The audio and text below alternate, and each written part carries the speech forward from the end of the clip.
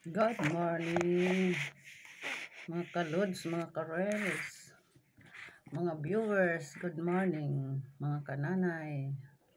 Dessert tayo ng papaya. Ito guys, oh. Ito yung papaya na binigay sa akin ng aking kumare. Dahil binigyan ko nga siya ng punla na malaki na ganyan, oh. Namunga daw. Sabay ng papaya ko namunga. Siyempre, sabay silang pinunla. Hindi ngayon, ano daw, natapat sa gripo yung puno. Kaya ito, medyo malapsa siya. Malapsa, matubig ba? Ayun, oh. Hindi ka pares yung papaya ko na medyo dry ng konti. Ayan, oh. Matubig. Pero yummy naman, matamis. Tatapos ko lang kasi mag-almusal. Maingay kanina, nagpupukpok dito sa kapitbahay ko dahil nagre-renovate nga. Hindi ako nakapag-video.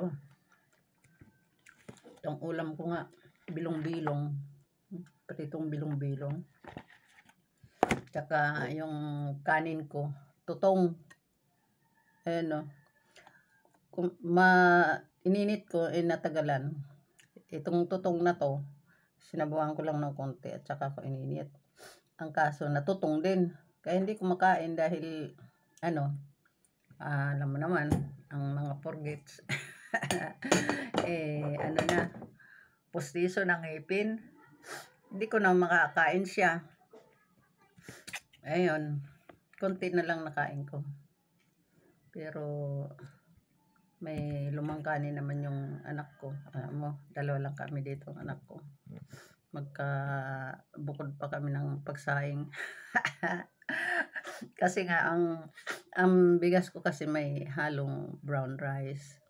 Sa anak ko naman, purong white. Hinahaluan kong brown rice yung aking sinaing. Kasi nga, para mag-less ng sugar. Alam mo naman yung mga forgets. Iwas, na yan. Iwas white rice. Hanggat maaari, na nga lang ang kainin yung mga crops, kagaya ng kamuting kahoy, kamote, tsaka yung ubing kulay pink. Kasi kaya lang nakakasawa rin naman kasi yun. Kailangan ng may sabaw parati ang ulam. Kaya yun. Tsaka mahal-mahal na ngayon ng mga crops. 70 pag medyo sariwa pa. Pero pag luma-luma na, may mga ulalo na, sira ba yung loob. Yun. Doon ka lang makakakita ng 50 kilo. Tapos pagka niluto mo naman marami pang sira kaysa sa nakain mo, di ba?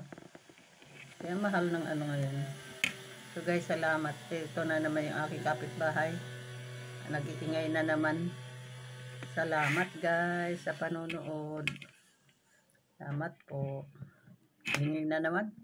Kanina talaga gusto ko mag-video. Wala Good morning sa lahat.